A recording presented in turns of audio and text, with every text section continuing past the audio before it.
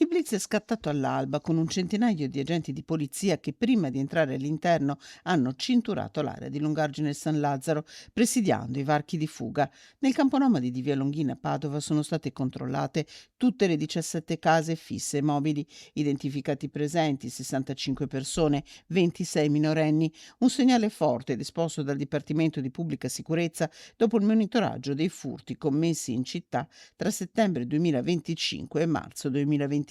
Numerose attività predatorie commesse in città, quindi parliamo di furti aggravati, furti in abitazioni, furti di autovetture, furti su autovetture, vedevano poi praticamente o quantomeno riconducevano tramite la refurtiva iPhone con localizzazioni proprio qui al campo nomadi di via Longhin. Mentre l'elicottero del reparto volo di Firenze sorvolava la zona, gli agenti hanno effettuato una ricognizione dell'area utilizzando metal detector alla ricerca di armi rifurtiva.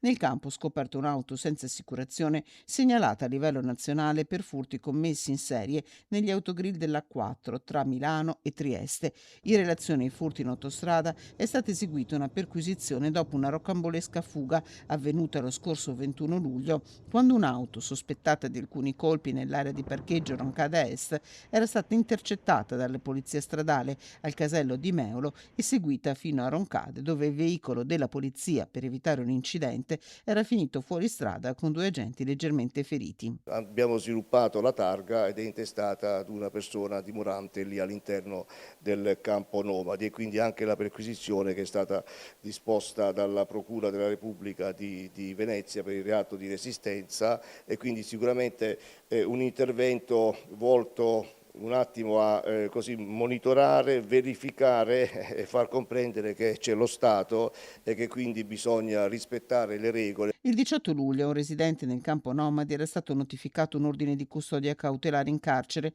per una rapina commessa ad Arezzo ai danni di un gioielliere. Numerosi i furti che riportavano al campo nomadi commessi su auto in sosta a Padova, in via Vigonovese, ma anche a Noventa Padovana.